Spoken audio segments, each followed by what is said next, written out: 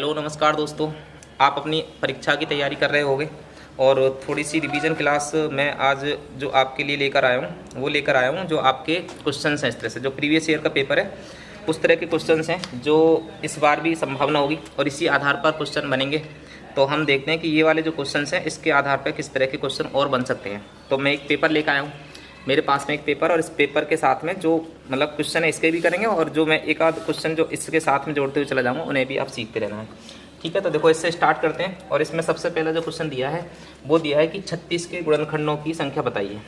ठीक है, तो इसमें पहला क्वेश्चन कौन सा है, तो इसने पूछा है 36 के गुणनखंडों की संख्या। गुणनखंडों की संख्या कितनी है?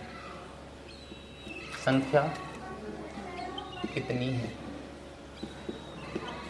ठीक है, इस तरह से क्वेश्चन करा है। तो 36 के गुणनखंडों की संख्या कितनी है, और इसमें विकल्प दे रखे हैं 6, 7, 8, 9। इस तरह से ये वाला पेपर दिया है क्वेश्चन।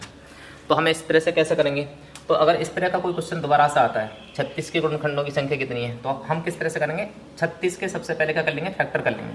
तो 36 के छोटे छोटे गुणनखंड कर लेंगे, अभाज्य गुणनखंड निकाल लेंगे और फिर इसे सॉल्व करेंगे। तो 36 के फैक्टर कैसे करेंगे भाई, इसे तोड़ लो, 6 गुणा 6, फिर 6 कितने में टूट जाएगा, 2 गुणा 3, फिर 6 कितने में टूट जाएगा, 2 गुणा 3। ठीक है, तो इस तरह से हम इसको लिख सकते हैं 2 की पावर 2 और गुणा 3 की पावर कितना, 2। अब गुणनखंडों की संख्या अगर अभी निकालने की जाए तो कुल गुणनखंडों की संख्या कैसे निकालेंगे, ये जो पावर दे रखी है इसमें हम क्या कर देंगे, 1 जोड़ देंगे। तो 2 में 1 जोड़ेंगे कितना हो जाएगा, 3, और 2 में 1 जोड़ेंगे तो कितना हो जाएगा, 3, और इनकी आपस में गुणा कर देंगे तो कितना आ जाएगा, 9। तो अगर कुल गुणनखंडों की संख्या निकालनी हो तो आप इस तरीके से कोई भी क्वेश्चन कर सकते हो। ठीक है ना, इसी आधार पे और भी आपके क्वेश्चंस निकल सकते हैं, या फिर आपको ये इस तरह से क्वेश्चन भी दे सकता है। इस बार तो 36 का पूछा है, या फिर इससे अगली बड़ी संख्या का आपसे पूछ सकता है, या फिर क्या कर सकता है, ये पावर की फॉर्म में भी दे सकता है। जैसे मान लो ये क्वेश्चन आपसे इस तरह से भी पूछ सकता है, ये पूछ लेगा भी 2 की पावर 3 गुणा 5 की पावर 4 गुणा 7 की पावर 2। इस तरह से कि भी 2 की पावर 3, 5 की पावर 4 और 7 की पावर 2 में गुणनखंडों की कुल संख्या कितनी है। तो इसमें भी क्या करना है, अगर ऐसा आ जाए तो फिर तो और ही आसान है। क्या करना है, पावर में 1 जोड़ना है। तो 3 यहाँ पे पावर दे रखी है, 2 की पावर कितनी है, 3। तो 3 में क्या कर लेना, हमें 1 जोड़ लेना, तो कितना हो जाएगा, 4। 4 में क्या करना है, 1 जोड़ना है तो कितना हो जाएगा, 5, और गुणा 2 में 1 जोड़ेंगे तो कितना हो जाएगा, 3 हो जाएगा, और इस तरह से गुणा करेंगे तो कितना हो जाएगा, 4 पंजे 20, और 20 पे कितना हो जाएगा, 60। तो इस तरीके से हम अगर कुल गुणनखंडों की संख्या निकालने को आएगी तो इस तरह से हम निकाल सकते हैं। ठीक है ना, तो एक बात तो याद रखनी है, ये वाली एक आध सवाल मैं और करा दे रहा हूँ इस तरह से। ठीक है ना, जैसे मान लो अगर ये 36 का पूछा है तो अगली बार आपसे 216 का पूछ सकता है। ठीक है, 216 में गुणनखंडों की संख्या कितनी है, तो 216 के गुणनखंडों की संख्या निकालनी है। तो किस तरह से करेंगे भाई, 216 के सबसे पहले क्या करने हैं, अभाज्य गुणनखंड कर लेने हैं। ठीक है, अभाज्य गुणनखंड कर लूँ तो 2 से 16 के गुणनखंड करेंगे तो कितना हो जाएगा, इसका जो होता है कितना होता है, 6 का घन होता है। अब 6 का घन है तो हम इसे किस तरह से लिख सकते हैं, 2 गुणा 3 भी लिख सकते हैं, 2 गुणा 3 का घन। इसका मतलब ये भी होगा कि भी 2 की पावर भी 3 लगा देंगे और 3 की पावर भी 3। अगर इस तरह से ब्रैकेट में है और कोई पावर लग रही है तो वो इसकी भी पावर होगी और इसकी भी पावर होगी। अब हमें निकालने कुल गुणनखंडों की संख्या, तो क्या करना है, 3 में हमें 1 जोड़ लेना है तो कितना हो जाएगा, 4, और 3 में 1 जोड़ लेना है तो कितना हो जाएगा, 4, और इस तरह से कुल गुणनखंडों की संख्या कितनी हो जाएगी, 4 चौक 16। तो हमारे 216 में कुल गुणनखंडों की संख्या कितनी होगी, 16 हो जाएगी। तो आप इस तरह से किसी भी जो अगर कोई संख्या दे रखी हो तो आप उसके अभाज्य गुणनखंड करके और आप उसमें पावर में क्या करोगे, 1-1 जोड़ के और गुणा करके कितने आ जाएगी, गुणनखंडों की कुल संख्या इस तरह से आ जाएगी। ठीक है ना, चलो दूसरा क्वेश्चन देखते हैं। एक तो क्वेश्चन इस तरह का हो गया। अगर मान लो दूसरा क्वेश्चन जो है इसमें किस तरह का पूछा है, देखें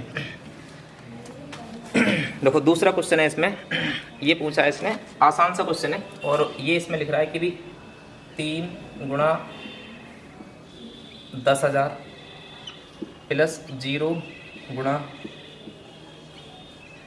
1,000, फिर दे रखा है इसमें प्लस 8 गुणा 100, 8 गुणा 100 प्लस 0 गुणा 10 प्लस 7। ठीक है, तो ये बताना है कि किसके बराबर है, यानी इसका मान बताना है।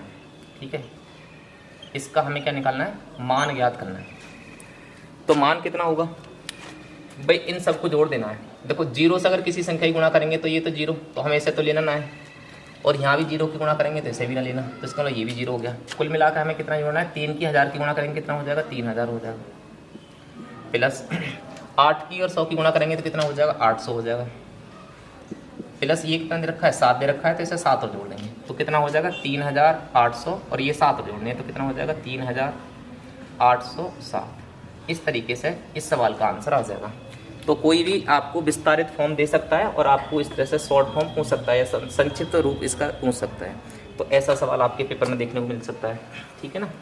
चलो इस तरीके से दूसरा क्वेश्चन देखते हैं। इसका जो अगला क्वेश्चन है, सवाल ज़्यादा टफ ना आएंगे, आसानी सवाल आएंगे, आप बस धीरे पूर्वक थोड़ा सा करते रहिएगा और आराम से आपके सवाल होते चले जाएंगे। अच्छा, एक सवाल आपका रोमन अंकों से आ सकता है। जैसे इसने क्या पूछा है, इसने सवाल में पूछा है कि भी कौन सी संख्या गलत है, कौन सी संख्या गलत है। ठीक है ना, कौन सी संख्या गलत है, इसमें हमें ये बतानी है कि कौन सी संख्या गलत है। ठीक है ना। तो जैसे इसमें दे रखा है नंबर ए विकल्प में दे रखा है एल और एक्स और आई, इस तरह से दे रखा है। बी विकल्प इसने दिया है एक्स सी, इस तरह से दिया है एक्स सी आई, एक्स सी, और सी विकल्प क्या दिया है, ये दिया है एल सी। ठीक है ना। और फिर डी विकल्प दिया है एक्स एल आई, और ये इस तरह से बी। अब हमें ये देखना है कि कौन सी संख्या इसमें गलत है। ठीक है ना। तो हमें क्या याद रखना है, थोड़े से हमें नंबर्स याद होने चाहिए जो रोमन नंबर में। जैसे हम कोई नंबर लिखते हैं तो 1 को क्या लिखा जाता है, जैसे रोमन नंबर में 1 को क्या लिखा जाता है, 1 इस तरह से लिखते हैं। 2 लिखा जाता है तो क्या करते हैं, 2 लगा देते हैं इस तरह से। 3 लिखेंगे तो क्या किस तरह से लिखा जाएगा, इस तरह से। ठीक है ना, इस तरह से। 4 लिखा जाएगा तो किस तरह से लिखा जाएगा, इस तरह से। 5 लिखा जाएगा तो क्या बना देंगे, बी, और 6 बना देंगे तो किस तरह से बनेगा, बी आई। 7 बनाएंगे तो कितना बनेगा, इस तरह से बनेगा। 8 बनाएंगे तो किस तरह से बनेगा, ये 3 बना देंगे, और 9 बनाएंगे तो किस तरह से बनेगा, 10 में से 1 कम करके इस तरह से बन जाएगा। और अगर 10 बनाएंगे तो 10 को क्या बोला जाता है, एक्स बोला जाता है। ठीक है ना। तो और ऐसे ही 10 के आगे अगर हमें देखेंगे कि भी 20 को कितना लिखा जाता है, तो 20 को कितना लिखा जाता है, डबल एक्स लिखा जाता है। 30 को कितना लिखा जाता है, तो ट्रिपल एक्स लिखा जाता है। अब 40 को कितना लिखा जाता है, तो उससे पहले पता हो 50 को कितना लिखा जाता है। 50 को कितना लिखा जाता है, एल लिखा जाता है 50 को। अब एल को जब 50 बोलेंगे तो जब भी संख्या इसके लेफ्ट में कोई संख्या लिखी जाएगी किसी भी रोमन नंबर के, तो वो घटाव मानी जाएगी कि भी घट रहा है उतना। तो हमें ये 50 है, और 50 में से हम 10 कम कर दें तो कितना हो जाएगा, 40। तो 40 कैसे लिखा जाएगा, इसमें से 10 माइनस कर दो, यानी इधर को आप लिख दोगे कोई संख्या तो माइनस में मानी जाती है। तो एक्स एल को कितना लिखेंगे, 40 लिखेंगे। 60 लिखेंगे तो कितना लिखेंगे, अब 60 जब इधर लिखा जाता है, 60 बढ़ाना होता है, तो इधर वाली संख्या अगर कोई इधर से लिखोगे तो वो जोड़ा माना जाता है। तो ये एल है, और एल के इधर को अगर हमने 10 जोड़ दिया तो कितना माना जाएगा, 60 माना जाएगा। ऐसे ही 70 लिख दिया जाएगा तो कैसे हो जाएगा, एल डबल एक्स हो जाएगा। ठीक है। ऐसे 80 लिखेंगे तो कितना हो जाएगा, एल एक्स एक्स लिखा जाएगा। ऐसे ही हम 90 लिखेंगे तो 90 से पहले हमें क्या पता हो कि भी हमें पता हो सी कैसे लिखा जाता है। अब सी कैसे लिखा जाता है, सी मतलब होता है 100 मतलब क्या होता है, सी, और अब इसमें से 10 घटा देंगे तो कैसे लिखा जाएगा, एक्स सी लिखा जाएगा। तो ये किसका मतलब हो जाएगा, 90 का मतलब हो जाएगा। तो इस तरीके से हम ये वाली संख्या लिख सकते हैं। अब इसमें से आप ये वाली संख्या आपको थोड़ी सी याद करके जानी है, कभी कोई सी भी नंबर आ सकती है, कोई डिजिट आ सकती है इस तरह से। तो अब इसमें देखना है कि कौन सी सही है।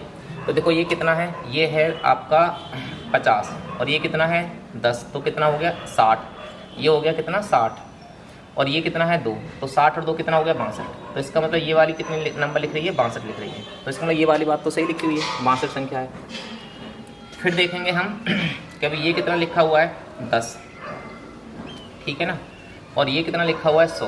तो इधर मैंने बताया कि अगर 100 में से आपका 10 घटेगा तो ये कितना हो गया 90, और 90 में 1 जोड़ोगे तो कितना हो गया, तो ये हो गया 91। ठीक है ना, तो ये 91 हो गया। इसी तरीके से अगर इसे देखेंगे तो ये कितना है लिखा हुआ है, भाई एल कितने को बोलते हैं, तो एल बोलते हैं 50 को, तो ये हो गया 50। अब ये जो सी लिखा हुआ है, ये सी जो लिखा जाता है वो 100 को लिखा जाता है, और ये बहुत बड़ी संख्या है सी 100। तो इस तरह से कोई संख्या ना लिखी जाती है, तो इस तरह से ये क्या हो जाएगा, हमारा गलत हो जाएगा, ये पेयर हमारा गलत हो जाएगा। ये देखेंगे तो ये कितना है, एक्सएल, तो एक्सएल तो लिखा जाता है, एक्सएल कितने को बोलते हैं 40 को बोलते हैं, और 4 आप ऐड कर दो इसमें तो कितना हो जाएगा 44 हो जाएगा। तो इस तरीके से हमारी ये वाली संख्या सही है, ये वाली भी सही है और ये वाली भी सही है। आपसे कौन से पूछ रहे हैं कौन सी संख्या गलत है, तो इस तरह से आंसर कौन सा हो जाएगा हमारा सी विकल्प सही हो जाएगा। ठीक है ना। तो आपको थोड़ी सी ये रोमन नंबर जो है आपको ध्यान से देख के जानी है और हमेशा इनको थोड़ा सा याद करके जाओगे तो आराम से कोई सी भी अगर रोमन नंबर में लिखने को आएगी तो आप आराम से लिख पाओगे। ठीक है ना। चलो तो अब इसके बाद में इससे अगला सवाल देखते हैं। ठीक है ना। चलो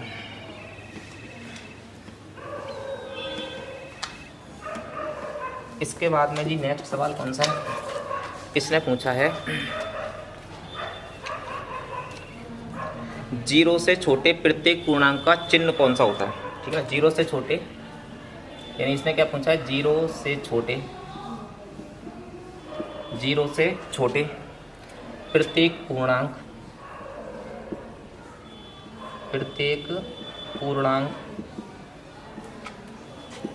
का चिन्ह पूर्णांक का चिन्ह कैसा होता है। ठीक है ना। पूर्णांक का चिन्ह कैसा होता है। ठीक है। अब इसने 4 विकल्प दिए हैं, इसने कितने दिए हैं 4 विकल्प दिए हैं भाई। इसने दिया है प्लस, माइनस या फिर गुणा या फिर भाग। तो इसमें से ये बताना है कि कौन सा चिन्ह होगा। यानी 0 से छोटा होना चाहिए प्रत्येक पूर्णांक अगर लिखा जाएगा तो कैसे चिन्ह के साथ में लिखा जाता है। तो हमें ये पता है भाई नंबर लाइन हमने पढ़ रखी है अच्छी तरीके से। बीच में क्या होता है 0 होता है। इधर संख्याएं जो लिखी जाती हैं 1 2 3 ऐसे ही कहाँ तक इनफाइनाइट तक। तो ये सारी कैसे लिखी जाती हैं धनात्मक लिखी जाती हैं, प्लस में लिखी जाती हैं। ठीक है ना। 0 से अगर छोटी संख्या लिखेंगे इधर को चलेंगे लेफ्ट साइड में तो वो संख्या हमेशा कैसे लिखी जाती है माइनस में लिखी जाती है और 0 से छोटी होती हैं। ठीक है ना। तो ये -3, तो इस तरह से कहाँ तक चलेंगे माइनस इनफाइनाइट तक चलेंगे। तो ये संख्याएं कैसी होंगी सारी माइनस में लिखी जाएंगी। तो हमसे पूछ रहा है 0 से छोटे प्रत्येक पूर्णांक का चिन्ह कैसा होगा। तो 0 से छोटे प्रत्येक पूर्णांक का मान कैसा होगा, तो ये हमेशा कैसा होगा ऋणात्मक होगा। ठीक है ना। तो आंसर कौन सा हो जाएगा इस तरह से ये वाला चिन्ह आंसर हो जाएगा। यानी आंसर कैसा होगा 0 से छोटी संख्याएं और पूर्णांक लिखी जाए तो कैसी लिखी जाएंगी नेगेटिव में आती हैं, ऋणात्मक चिन्ह के साथ में आती हैं। ठीक है ना। और 0 से अगर बड़ी पूछेगा तो हमेशा कैसे बताएंगे तो धनात्मक संख्या लिखी जाती हैं। ठीक है ना।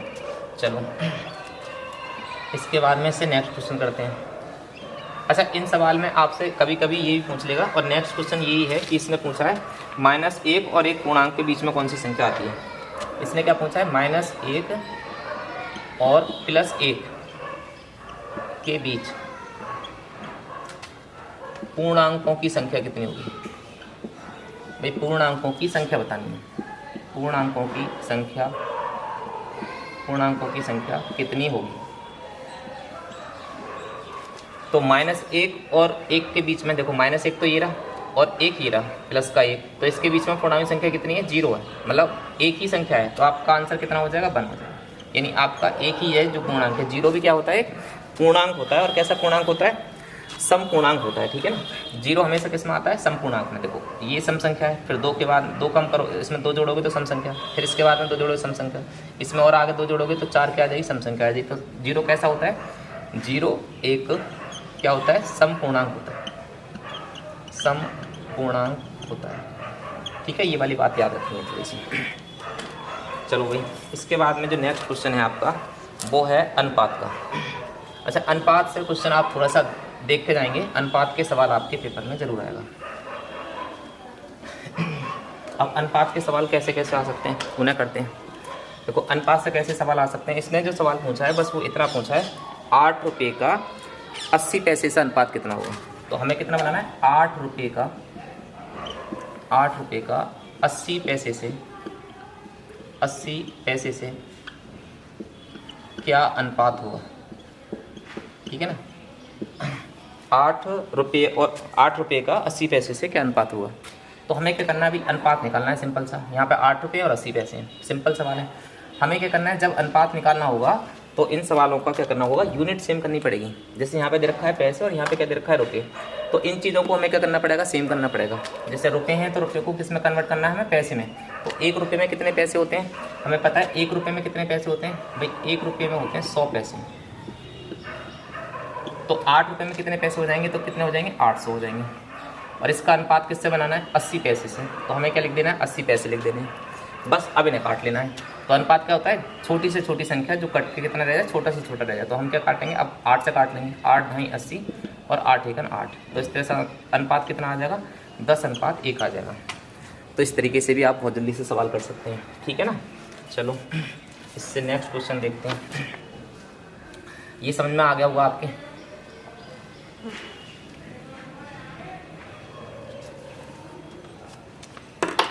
इसके साथ में आपसे अगला जो क्वेश्चन पूछा है वो है 8 पुस्तकों का 20 पुस्तकों से क्या अनुपात होगा। 8 पुस्तकों का 20 पुस्तकों से 20 पुस्तकों से क्या अनुपात हुआ। अब यहाँ पे तो यूनिट सेम है, ठीक है, यूनिट सेम है तो हम ऐसे ही कर लेंगे। अब कुछ भी यूनिट चेंज ना है, 8 पुस्तक है, यहाँ भी पुस्तक है, तो हम क्या लिखेंगे, सीधा 8 लिखेंगे और इधर कितना लिख देना है, 20 लिख देना है। अब इसे अनुपात करना है, तो अनुपात का मतलब क्या होता है, छोटे से छोटी संख्या में ले जाना। जब तक ये कॉमन संख्या से किसी से कट रही है तो इन्हें काट देंगे। जैसे एक कॉमन संख्या से जब तक कट रही है काटो, तो कौन सी संख्या जो इन्हें काट देगी, तो आप ले लेना है 4 लिख रहे हैं, तो 4 से काटेंगे तो 4 दूनी 8 और 4 से काटेंगे तो कितना हो जाएगा, 4 पंजे 20। तो अनुपात कितना आ जाएगा, 2:5 आ जाएगा, ठीक है। इस तरह से सवाल पूछ सकता है, तो इस तरह के सवाल कर सकते हैं। अच्छा, अनुपात समानुपात से सवाल और भी आ सकते हैं, जिससे मैं बता दे रहा हूँ आपके लिए। भाई अनुपात समानुपात का जो सवाल आ सकता है वो आपसे कैसा आ सकता है, जैसे मान लो 2 संख्याओं का अनुपात दे देगा, आपसे कंबाइंड रेशियो पूछ लेगा, तो उन सवालों को अपने करते हैं। जैसे मान लो आपसे एक तो आ जाएगा अनुपात समानुपात का सवाल, जैसे आपको ये याद रखना है A:B समानुपात C अनुपात B है। अगर इस तरह से कोई संख्या दे रखी है, ठीक है ना, तो ये वाली जो पहली संख्या कहलाएगी वो क्या कहलाएगी, आपकी प्रथमानुपाती कहलाएगी। ये दूसरी वाली संख्या कहलाती है द्वितीय अनुपाती कहलाती है, और तीसरी वाली जो संख्या कहलाती है वो क्या कहलाती है, तृतीय अनुपाती कहलाती है, और चौथी वाली संख्या क्या कहलाएगी, चतुर्थ अनुपाती, ठीक है ना। तो याद रखना है, ये क्या बोलते हैं इसे प्रथमा अनुपाती, और दूसरी संख्या क्या बोली जाती है, द्वितीय अनुपाती, क्योंकि दूसरे स्थान बैठी है, द्वितीय अनुपाती। तीसरी संख्या को क्या बोलते हैं, तृतीय अनुपाती बोलते हैं, तृतीय अनुपाती। चौथी संख्या क्या बोली जाती है, चतुर्थ अनुपाती बोली जाती है, चतुर्थ अनुपाती, ठीक ना। इस तरह से तो प्रथमानुपाती, द्वितीय अनुपाती, तृतीय अनुपाती और चतुर्थ अनुपाती। तो कभी कभी क्या पूछ लेता है हमसे, अनुपाती निकलवाने के लिए पूछ लेता है। जैसे मान लो कोई सवाल आ जाएगा हमसे, पूछ लेगा कि भी 4, 5, ठीक है, और 10 का 4, 5, 10 का प्रथमानुपाती हमसे पूछ लें कि भी आप इनका प्रथमानुपाती निकाल के दिखाइए, प्रथमानुपाती। तो कैसे करेंगे हम, 4, 5, 10 का प्रथमानुपाती पूछा है, तो हम क्या बनाएंगे, सबसे पहले ये 4 की फॉर्मेट में लिख लेंगे, ये 4 संख्याओं के फॉर्मेट में, ये 4 खाने बना लेंगे। तो हमने क्या करना है, सबसे पहले इस तरह से 4 बॉक्स बना लेंगे। मैंने क्या कर लिए, 4 बॉक्स बना लिए। अब एक बात याद रखनी है, जो अनुपात आपसे पूछा है, जो अनुपाती को पूछा है, उसी अनुपाती को x मान लेना है। तो मैं क्या करूँगा, कौन सा अनुपाती पूछा है, प्रथमानुपाती पूछा है, तो प्रथमानुपाती का मतलब है कि मैं इसे x मान लूँगा। अब ये कितनी संख्याएं, 3 संख्याएं, तो 3 संख्याएं बची हैं, 3 खाने बचे हैं, तीनों खाने में एक तरफ से भर दूंगा। तो ये 4 कहाँ पर आ जाएगा, इधर आ जाएगा, 5 किधर आ जाएगा, इधर आ जाएगा, और ये 10 किधर आ जाएगा, इधर आ जाएगा, ठीक है। फिर अनुपात समानुपात का ये रूल क्या होता है, ये बाहर वाले पदों की जो गुणा होती है वो अंदर वाले पदों की संख्या के गुणा के बराबर होती है, ठीक है ना। क्या रखना है, जो बाह्य पद हैं A और D की गुणा कितने के बराबर होती है, जो बाहर जो अंत वाले जो पद हैं, अंदर वाले पद कौन से हैं, B और C, यानी इनका जो गुणनफल होता है वो हमेशा इनके बराबर होता है। AD बराबर कितना होगा, BC होगा। तो हम इसी केस को लगाएंगे तो क्या हो जाएगा, हम बाहर वाले पदों की गुणा कराएंगे तो कितना हो जाएगा, 10 की और x गुणा कराएंगे तो 10x, और बराबर अंदर वाले पदों की गुणा कराएंगे तो कितना हो जाएगा, 4 पंजे 20। और इस तरीके से हम अगर x का मान निकालेंगे तो कितना आ जाएगा, 4 से 10 से 20 को इसको काटेंगे तो कितना आ जाएगा, 2। तो इस तरह से x का मान कितना आ जाएगा, ये। तो ये हमारा क्या होगा, प्रथमानुपाती होगा। तो इस तरीके से आपको अगर प्रथमानुपाती पूछे तो इस तरह से लगाना है। अगर मान लो इसी सवाल में आपसे द्वितीय अनुपाती पूछा होता तो कैसे करते, ठीक है ना। अगर मान लो इसी सवाल में हमसे क्या पूछा होता, द्वितीय अनुपाती पूछा होता, तो हमसे क्या करना है भाई, पहले की तरह ही करना है। हमें क्या करना है, 4 खाने बना लेने हैं इस तरह से। आप हर बार 4 खाने बना लो।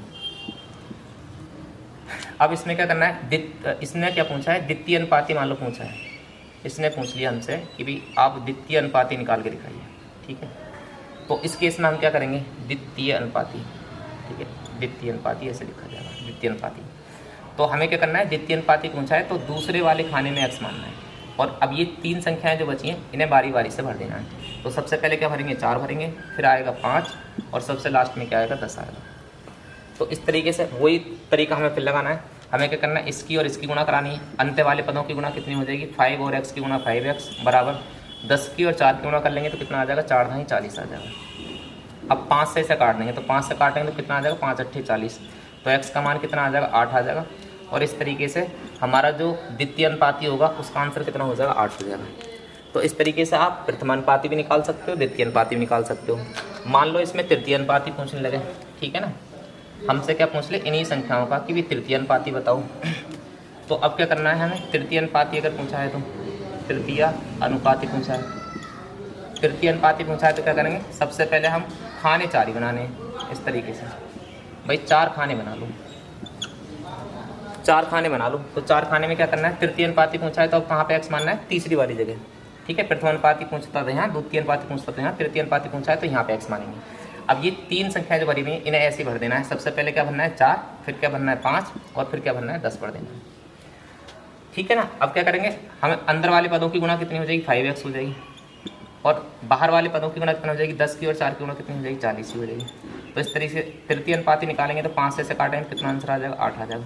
इस तरीके से ये कौन सा हो जाएगा, तृतीय अनुपाती हो जाएगा। मान लो इसी सवाल में चतुर्थ अनुपाती पूछा होता, ठीक है, चतुर्थ अनुपाती अगर पूछा होता तो हम क्या करेंगे, तो चतुर्थ अनुपाती तो फिर से हम क्या करेंगे, 4 बॉक्स बनाएंगे, ठीक है, 4 बॉक्स बना लीजिए। अब 4 बॉक्स बना लिए, चतुर्थ अनुपाती पूछ रहा है तो x कहाँ मानना है, यहाँ मानना है, चौथी जगह। अब ये वाली संख्या इन्हें क्रम से भर देना है, 4, 5 और 10। फिर से क्या तरीका, लास्ट वाले जो पद हैं, बाहर वाले पद हैं, इनकी गुणा करा लो, कितना हो जाएगा 4x, और अंदर वाले पदों की गुणा कितनी हो जाएगी, 5 × 50, ठीक है। तो x का मान कितना आ जाएगा, 50/4 आ जाएगा, ठीक है ना। अब 4 से इसे भाग देंगे या फिर काट लो, ये कितना हो जाएगा, 25, 25 काटेंगे और 2 से इसे काटेंगे तो 2 बार कट जाएगा, और इसे भाग देंगे कितना आ जाएगा, 12.5 आ जाएगा। तो इस तरीके से हमारा चतुर्थ अनुपाती कितना आ जाएगा, 12.5 आ जाएगा, ठीक है ना। तो इस तरीके से आपसे कोई सा भी अनुपाती पूछे तो आप आराम से निकाल सकते हैं। चलो 1-2 सवाल और करते हैं अनुपाती के ऊपर। अच्छा, ये तो 3-3 संख्या देकर पूछेगा। कभी कभी क्या होता है, अगर इस केस में आपको थोड़ा सा ध्यान रखना है कि भाई अगर ये वाली संख्या है, ये बीच वाली संख्या है, ये वाली संख्या और ये वाली संख्या अगर दोनों सेम हो जाती हैं, यानी अगर केस ऐसा हो जाए कभी कि ये वाली दोनों संख्या तो समान हो गई, यानी ये तो हो गई आपकी x और x, और ये संख्या आपकी कुछ भी है y या z, तो ये वाली जो संख्या पहली कहलाएगी इस केस में। अगर ये दोनों संख्या समान हो जाती है तो इसे क्या बोलेंगे, दोनों संख्याओं को क्या बोलेंगे, मध्य अनुपाती, यानी ये बीच में टर्म क्या हो जाएगी, मध्य अनुपाती की। और ये प्रारंभिक जो टर्म हो जाएगी इसे क्या बोलेंगे, प्रथमा अनुपाती बोलेंगे, प्रथमा अनुपाती। और जो तीसरी वाली जो टर्म होगी वो क्या कहलाएगी, वो कहलाएगी आपकी तृतीय अनुपाती, तृतीय अनुपाती, ठीक है। इस वाले केस से वाला हो गया है, अगर ये दोनों संख्याएं बीच की क्या हो जाती हैं, समान हो जाती है तो इसे क्या बोलेंगे, मध्य अनुपाती बोलेंगे। पहली संख्या प्रथम अनुपाती कहलाएगी और लास्ट वाली संख्या क्या कहलाएगी, तृतीय अनुपाती कहलाएगी। तो इसमें भी कभी कभी क्या पूछ लेता है, मध्य अनुपाती पूछ लेगा, प्रथम अनुपाती पूछ लेगा, तृतीय अनुपाती पूछ लेगा। तो इस तरीके से कैसे निकालेंगे, तो आ जाओ इस तरह के सवाल करते हैं। तो इसमें भी हमसे पेपर में आते रहते हैं। तो आपसे मध्य अनुपाती पूछेगा, ज़्यादातर तो मध्य अनुपाती पूछता है, या फिर प्रथम अनुपाती, द्वितीय अनुपाती या तृतीय अनुपाती पूछ सकता है। तो अगर इस केस में ऐसा केस अगर आपको 2 संख्याएं दी, जैसे मान लो आपसे पूछ लिया कि भाई 4 का और 16 का मध्य अनुपाती निकाल दो, मध्य अनुपाती निकाल दो, तो इसका मतलब है कि हम ये समझेंगे इस केस में भाई 4 और 16 का मध्य अनुपाती पूछ सकता है, प्रथम अनुपाती पूछ सकता है। लेकिन अगर 2 संख्या दी हैं तो फिर 3 वाला केस ना समझेंगे, हम कौन सा समझेंगे कि 2 संख्याओं वाला है, तो इसका मतलब है कि ये मध्य अनुपाती वाला केस है। और इस केस में हमें अगर उसी तरह से करना है तो हमें क्या करना है, 4 बॉक्स ही बना लेने, ठीक है। हमें क्या करना है, 4 बॉक्स ही बना लेने, अगर 2 संख्याएं दी है तब भी। अब हमसे पूछा है कि मध्य अनुपाती पूछ रहा है, तो हमें पता है मध्य अनुपाती कब होता है, जब ये दोनों संख्याएं समान होती हैं। तो इनको दोनों को हम क्या मान लेंगे, x ही मान लेंगे। और जो पहली संख्या है वो कितनी है, 4 है, और लास्ट वाली संख्या कितनी है, 16, तो इन्हें ऐसे रख देंगे 4 और 16। अब जैसे हम नॉर्मली सॉल्व करते हैं उस तरह से कर दो भाई, x की अंदर वाले पदों की गुणा कितनी हो जाएगी, x², और 16 की और 4 की गुणा कितनी हो जाएगी, 16 चौक 64, या मत गुणा करो, 16 और 4 ऐसी रहने दो गुणा में, तब भी आंसर आ जाएगा, ठीक है। अब x का मान निकालना है तो कितना हो जाएगा, √64, ठीक है। √64 का मान कितना होता है, 8 होता है। तो इस तरह से x का मान कितना हो जाएगा 8 और ये क्या होगा हमारा मध्यानुपाती होगा। ठीक है ना। अगर डायरेक्टली आपको मध्यानुपाती का भी निकालना है तो मध्यानुपाती निकालने के लिए क्या करना होता है, जैसे जो भी संख्या आपको दे रखी होती है 4 और 16 जैसे दे रखी है तो इनका क्या निकाल दो, डायरेक्टली रूट निकाल दो अगर जल्दी निकालना है तो। लेकिन जो बेसिक कॉन्सेप्ट है वो आपको इस तरह से भी याद रखना है। ठीक है ना। अगर आपका पेपर में आ जाए तो डायरेक्टली निकाल सकते हो, अगर याद ना रहे तो आप इस तरह से कर सकते हो। ठीक है ना। चलो अब इसमें भी प्रथमानुपाती पूछ सकता है। जैसे मान लो अगर यही सवाल होता और हमसे क्या पूछा होता, प्रथमानुपाती पूछा होता कि भी 4 16 का क्या बताना है, 4 16 का प्रथमानुपाती बता दो। क्या पूछ लिया हमसे कि भी 4 16 का प्रथमानुपाती निकाल के देखो, प्रथमा अनुपाती। तो हम क्या लिखेंगे, बॉक्स आपको 4 ही बनाने हैं सबसे पहले। ठीक है, 4 के 4 हमने बॉक्स बना लिए। अब 4 के 4 बॉक्स बना लिए तो हम क्या करेंगे, प्रथमानुपाती पूछा है तो हम क्या मानेंगे, x यहाँ मानेंगे। अब दूसरी संख्या इस वाले खाने को भरना है तो इसमें क्या आएगी, 4 आएगी। लेकिन अगर पता है कि 2 संख्या है तो इसका मतलब ये वाली संख्या और ये वाली संख्या समान होगी तो यहाँ पे भी क्या भरा जाएगा, 4 ही भरा जाएगा। और लास्ट में क्या आ जाएगा, 16 आ जाएगा। अब क्या करना है, पहली संख्या और लास्ट वाली संख्या गुणा करा लो जी, कितना हो जाएगा, 16x हो जाएगा। और जो अंदर वाली पदों की संख्या वो कितनी आ जाएगी, 4 चौक 16 आ जाएगी। तो फिर 16 से 16 कैंसिल हो जाएगा, एक बार कट जाएगा, x का मान कितना आ जाएगा, 1 आ जाएगा। तो इस तरीके से प्रथमानुपाती का मान कितना हो जाएगा, 1 हो जाएगा। ठीक है ना, आ रहा है ना, आ रहा है समझ में कॉन्सेप्ट। ठीक ना, इस तरह से आपको ये कॉन्सेप्ट समझ में आ जाएगा। अगर मान लो 4 और 16 का यहाँ प्रथमानुपाती ना पूछता, मध्यानुपाती ना पूछता, तृतीय अनुपाती पूछ लेता। ठीक है ना, क्या पूछ लिया हमसे, तृतीय अनुपाती पूछ लिया, तृतीय अनुपाती। तो इस केस को कैसे सॉल्व करेंगे, तो 4 बॉक्स ही हमें फिर से बनाने हैं। ठीक है, हमने क्या बना लिए, 4 बॉक्स बना लिए। अब तृतीय अनुपाती पूछा है तो हमें पता है 2 संख्या और तृतीय अनुपाती पूछा है तो इसका मतलब ये जो संख्या है ये तृतीय अनुपाती होती है तो इसे x मान लेंगे। और अब ये वाली संख्या दोनों समान होती हैं तो हम क्या करेंगे, ये 4 जो पहली संख्या है ये तो यहीं पे रखेंगे। अब ये दूसरी संख्या फिल करनी है तो यहाँ पे 16 आएगी। तो तृतीय अनुपाती के केस और 2 संख्या है तो मतलब ये वाली दोनों संख्या क्या करनी है, समान करनी है। तो ये संख्या कहाँ पर होगी, 16 यहाँ पर होगी। अब x का मान निकालना है तो कैसे निकालेंगे, 4 की और x की गुणा और इनकी 16 गुणा 16 कर देंगे भाई, अंदर वाले पदों की गुणा हो जाएगी। 4 से काटेंगे कितना आ जाएगा, 4 चौक 16 और x का मान कितना आ जाएगा, 16 चौका 64। तो इस तरीके से हमारा ये कौन सा आ जाएगा, तृतीय अनुपाती का मान कितना आ जाएगा, 64 आ जाएगा। ठीक है ना।